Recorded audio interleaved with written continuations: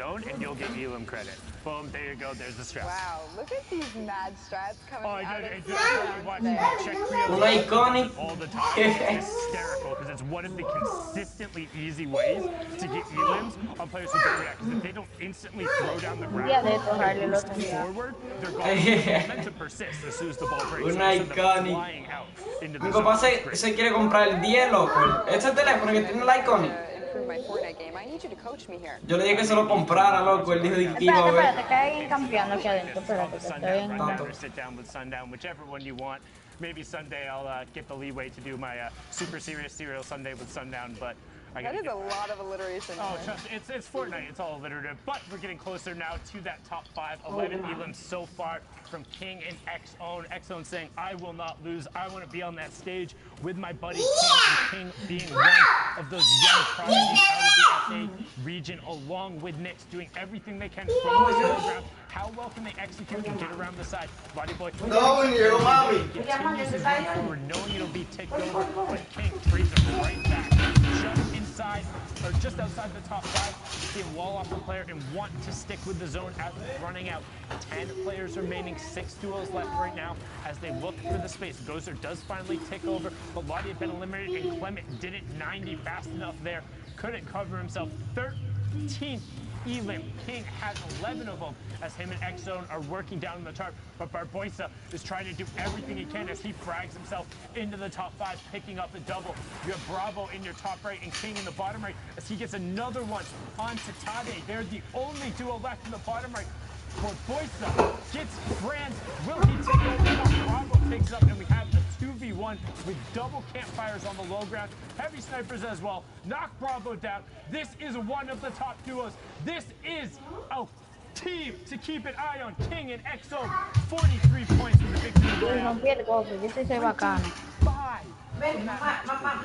Coming out with 15 eliminations within 2 of them. Now, you've said it so many times, you know, getting the placement and getting the eliminations are so important in these games to make sure that you are hitting top of the leaderboard every single week, and we just saw a perfect example of it coming out from those guys right there. Congratulations to them. We can see here, for the Brazil games, we only have about 40 minutes remaining, so these games are going to be some of the last ones for these guys, depending on how long they are able to survive each match. 20 minutes, so you need to plan your time accordingly and make sure that you're getting the most points because it's going to come down to just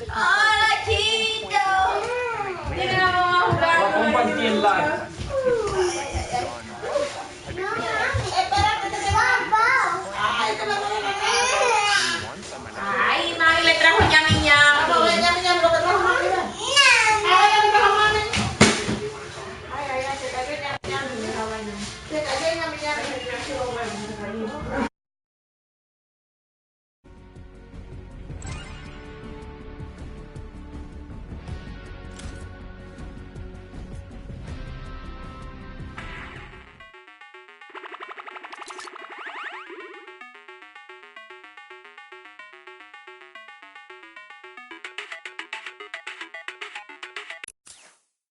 full send and you can go aggro and you can create an advantage for yourself.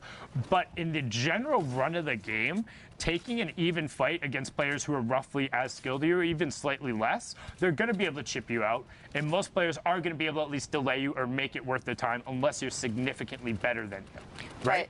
So then if you end up being able to be a little more passive, playing a little safer, working around the outside, being more deliberate in how you rotate and get to places, this is called playing for late. Because then you get in these circumstances where you have all the mats, you have the resources, and you're in a more chaotic environment, but you're not knocked out way before taking a 50-50 fight, and all of a sudden we've seen the number of times you win one key engagement on the low ground or one key engagement on the mid ground, and all of a sudden you take high ground away, or one turns into 3 or 4. But you don't get those opportunities if you don't make it to late game. Exactly. I could not have said that better myself. You know, the thing is too, is early game, you never know what the other player is going to have that you're going up against. You know, you might feel that you're sitting pretty and you've got a great loader. You're like, you know what, I got this combat shotgun, I'm just going to rush. The other guy could be sitting there with an RPG. You haven't shielded up. You're back to the lobby, Sundown. So, you know, not knowing what the other players have is always, you know, that component of the game that can really actually help or hurt you.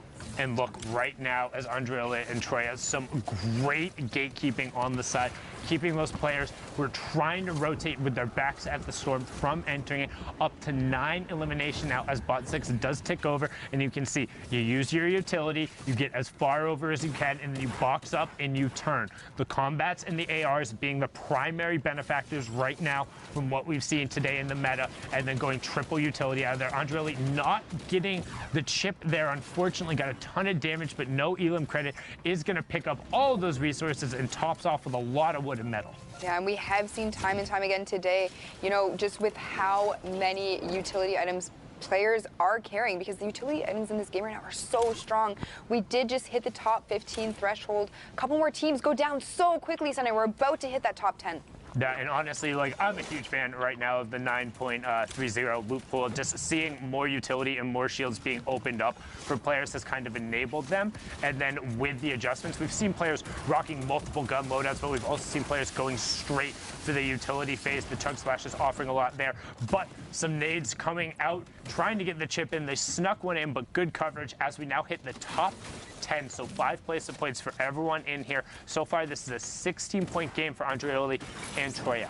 And he is going to take a moment here, hopefully, he looked like he was going to cone himself in there and try to use the minis, but he isn't unfortunately going to have time. The storm is right at his back, and he is dealing with a player in front of him that he is using all of his builds for here to kind of take cover from. He's only got 21 builds remaining. He is above Loot Lake, so that adds a whole nother level. And unfortunately, Troya does actually go down to the player that they were tracking earlier, and Andreoli actually doesn't know where these shots are coming from. He's getting shot from everywhere at this point. He's being focused. He does end up taking a player out to get that siphon down to 29 effective health. It isn't going to be enough. Tried to use that launch pad to get out, but unfortunately he falls. Yeah, and it was Santidad who picked him up there, and he's on the mid-tarp. Easy for Blackouts and got picked up, as well as DK. So this is a ton of Brazil's top players, but Santidad goes down, and we have our top 3. Now, top 2. It's a 2v2 with Nehu and Ziox up on the high ground, the other team working the low ground. They have the tarp in between as well. They know that they're in the box on the side. They're looking for him. They have marks towards him. They know the players are there. You can see the outlines in purple right now as the Sinisters is trying to get an angle on the side. Raja and Softy are working back around, but they need to be careful because here comes that change in elevation, and you can already see Zukix trying to knock down the tree, preventing no cover. Raja has absolutely no builds. He's going to try and hit the brick and get back up, and he can't. That's the little change in elevation we talked about. Softy gets taken down, and Zukix picks that one up. Flintknock does get picked up. He's on an all-weapon loadout. Nothing left. And Zukix finds it there. Brilliantly done, pushing them up to 35 points after an 18-pointer. Just well done there. But we're going to send it back over to the studio with Zeke and Bala, I think? How rude of you. You know Bala. He's the best ever. Oh, sure. Don't yell at me. Gosh. All right, Fortnite fan. We've had an incredible day of games so far.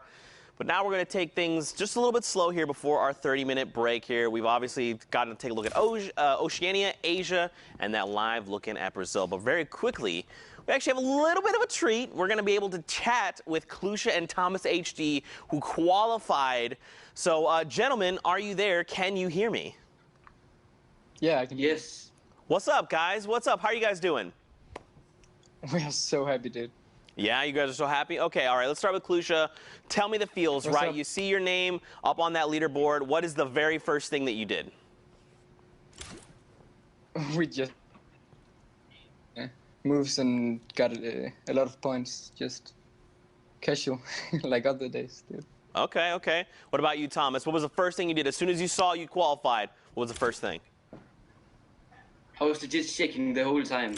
I didn't know what to do. Yeah, okay, okay, all right. So this is kind of a big moment for both of you guys. You know, you've worked so hard for these last 10 weeks of competition. What does it feel like for you guys to finally say, look, all that hard work, that time we've put into Fortnite, it's paying off. We're going to the finals. And how does your family, like, have you told your family, do they kind of understand, you know, what that feels like? We'll start with Thomas. My family is cool about it, and we're all happy. So I think it's just, I'm so happy, and we're happy. Yeah, for sure. Klusha, what about you, my man? What did you say?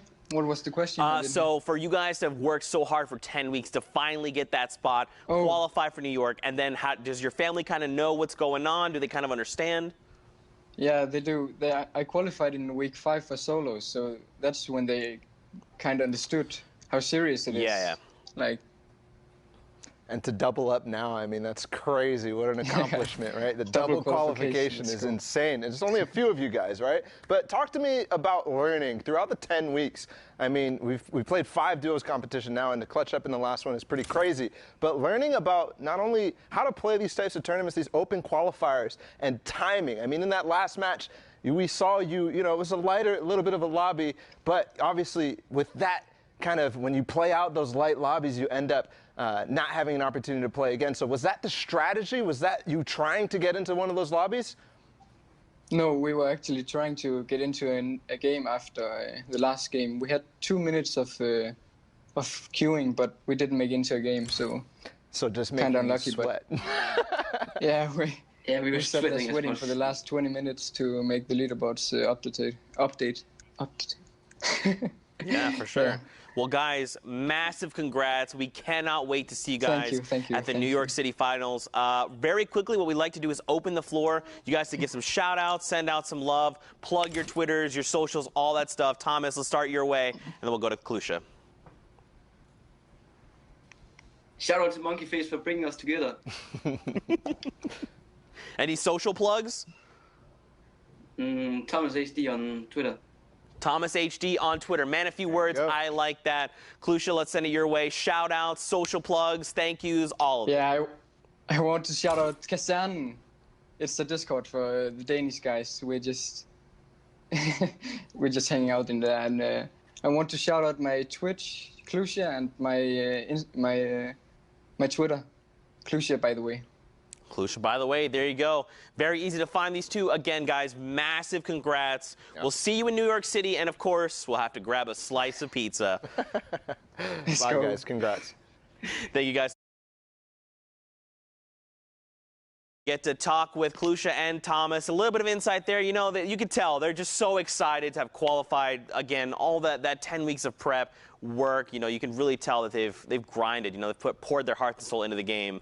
And for them, it paid out. And double qualification, too, is unreal. Yep. And over 10 weeks now, they get to, you know, take a little bit of a breather, a little bit, because, you know, they're going to hop right back on that grind ahead of July. It's going to be crazy. For sure. Now, very quickly, before we go, there was a little bit of a mix-up, so really quickly, we wanted to show correct standings for OCE prizing and Asia prizing. So this is actually, don't forget, Serpent and Hype are the ones that have made it through from OCE, and the prizing there is on the right side.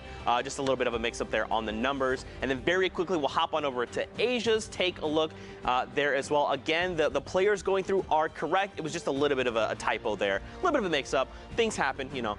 But, of course, Fortnite fan, we thank you guys so much for hanging out. Again, if there's people that have qualified that you are unfamiliar with, just send them a follow. Send them some love. They've worked so hard, and now they can say they've punched their ticket to the finals in New York City. But, Bala, of course, we got to go to the 30-minute break. We got to get some food, all right? And then, of course, when we come back, we've got NA East up on deck. So don't go too far, Fortnite fam. We'll see you guys in 30 minutes. Let's fly down to the lobby. Let's fly down to the lobby. Let's fly down to the lobby to get your squad some nums. Burgers from dirt to munch. Tacos royale with brunch. Red juices a tasty treat for Lil Whip, Peely, and Pizza Pete. Let's fly down to the lobby to get your squad some nums. Let's fly down to the lobby to get your squad some nums.